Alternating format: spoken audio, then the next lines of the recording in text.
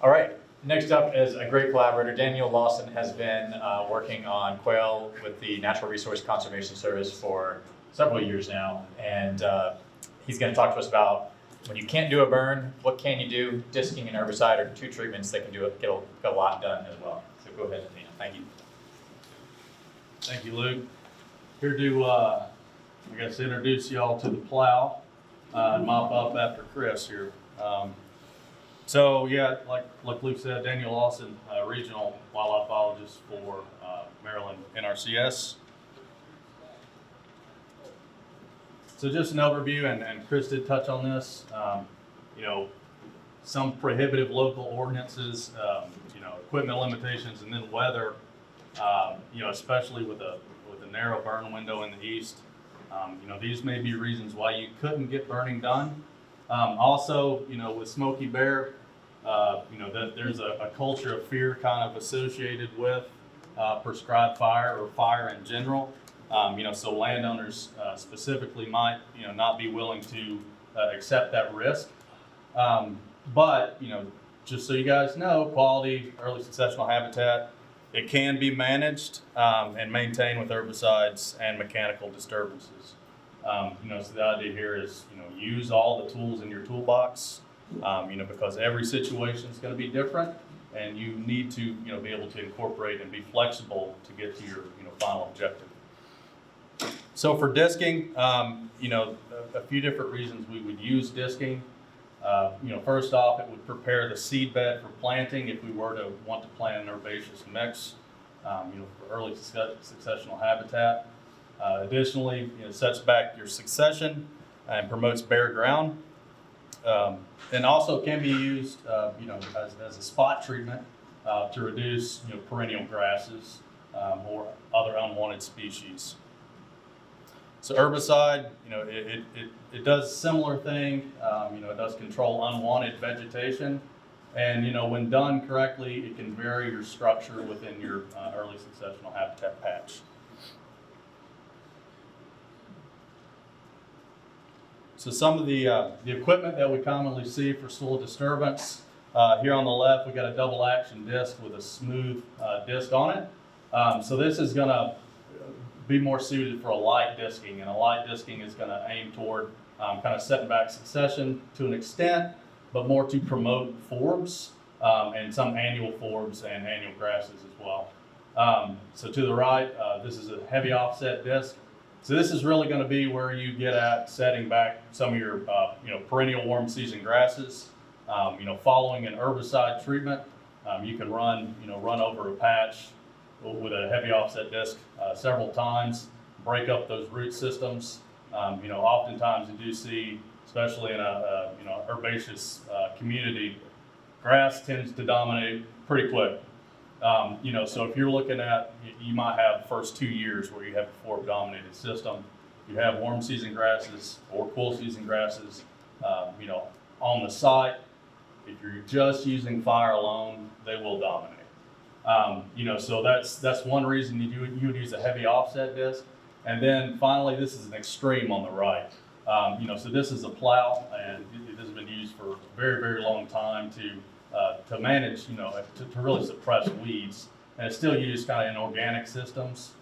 You know, just if you don't have access to herbicides or, you know, other treatment methods, you know, this may be the only way you can really set back, you know, weed pressure. So the top three, those were just kind of going into the disturbance side of the soil disturbance equipment. And then, you know, after we have some sort of disturbance, if we're doing a planting especially, you know, we'll have other implements that'll be used to prepare the seed bed. So down here bottom left, you know, that's just a drag. So all that's doing, you know, once you break open the soil with the, you know, with the disc, you're going over the top of it to smooth everything out so you have a nice, you know, clean, firm, planting surface. And the reason that's important, you know, especially for most of our warm season grasses and native forbs is, you know, they're going to germinate within the first quarter inch, you know, of the seed bed, by and large. So you want to make sure that you have enough, you know, soil to seed contact, and you get good germination on that. So another thing very similar to the drag that completes the same thing. is the cultipacker on the right. So that's on the back of that planter there, that little rolling wheel. So, how and when to use these. So just to kind of go over this one more time, light disking, this is typically 1 to 2 passes, 3 to 5 inches deep. You're not necessarily leaving a very rough surface if you're not getting too deep. So heavy disking, this can be done with, light disking equipment. It's just going to take a lot more, quite a few more passes. So the heavy offset disc, that's when this will be more appropriate. Now that's going to leave, pretty rough, rough ground surface after you're done with that. But that's going to be what you use mainly, to set back your perennial warm season grasses. So additionally, so some site preparation techniques where we would use disking, following an herbicide burn down, typically in the spring, we would introduce disking, go over the site with a rake, cultipacker, just to smooth that soil surface and either do a broadcast treatment, a broadcast seeding, or even a drilling. Additionally, like I said earlier, you have, it's extremely important to have great seed to soil contact. If you want your wildflowers and your native grasses to germinate. So another reason we would use the disking is, again, to set back succession. So these are generalities. This is not always the case for every circumstance, for every situation. So typically, if you're doing a disking or any other kind of disturbance in the late growing season, August to October up here typically, that's going to work toward promoting your forms. If you're doing a fire, a disking, whatever, some sort of disturbance in the dormant or early growing season, typically February to April, you're going to promote your grasses. Not to say that if you just do late growing season disturbances, you won't have warm season grasses. That's just you are, more prone to promote those. So you would still have to manage, the grasses that are there. Typically, heavy disking is going to do that, or grass selective herbicide. So some of your spot treatments, strip disking with a broad spectrum of grass selective herbicide, plus the heavy disking. I've mentioned this several times now. This is going to set back your perennial warm season grasses and really promote your annual forms. So, following a disking, we can expect a couple things. There's going to be a flush. Now the question is that flush a good thing or is that flush a bad thing? So you see here on the left, this is a disc fire break. We have a lot of ragweed out there. If you look real close, you can see a quail sitting there. That is a great example of a good outcome of disking. Now, on the right, you need to, it's very, very, very, very important that, any kind of disturbance you're doing, you need to be aware of your surroundings. What's there? What are your potential invasive species that you're going to be faced with? See this very often with the soil disturbance. If there is Canada thistle or any other non-native thistle around, you're liable to get this. So just know it, be prepared, when you do see it on how to handle that. It's not the end of the world, just something you have to, be flexible and use another tool in your toolbox.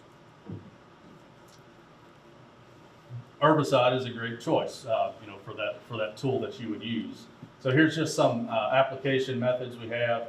Hackett squirt, top left. We have a wick bar applicator on the top right.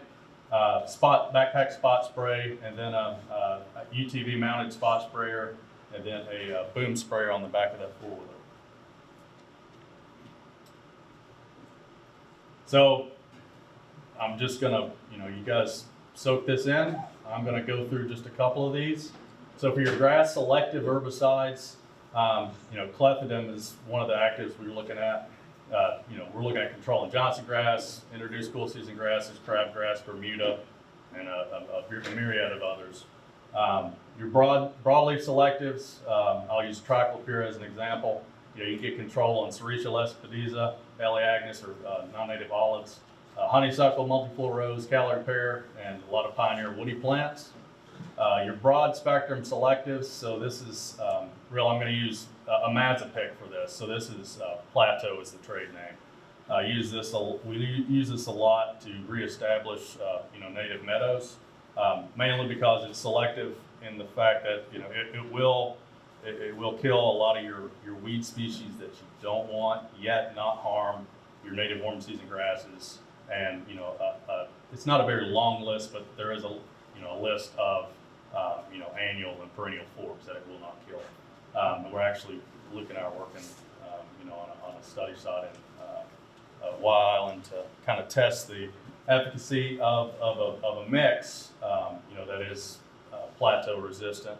You kind of really hope to be able to implement that on areas that have weed pressure surrounding it for private landowners to be able to plant it, and at least have a backup option if it gets out of control with weeds. Having that option to spray plateau is going to help there. And then your broad spectrum, this is probably the most common herbicide I recommend. Mainly because you get a lot of top kill. You can vary the structure within the stand, and it can be used on a lot of different species, and you can get a decent kill, at least a top kill.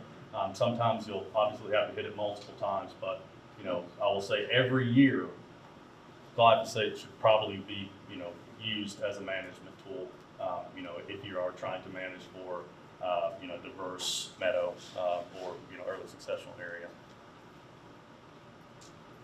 So here's my contact info. I work with private landowners and farmers on the Eastern Shore of Maryland.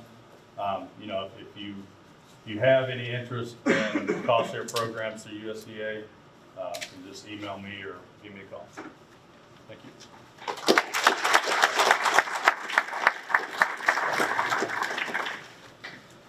All right, we have a little time for another break. We're running a little bit behind schedule, so we might wrap up the break a little bit sooner than planned. But go ahead and have a chance to chat with each other.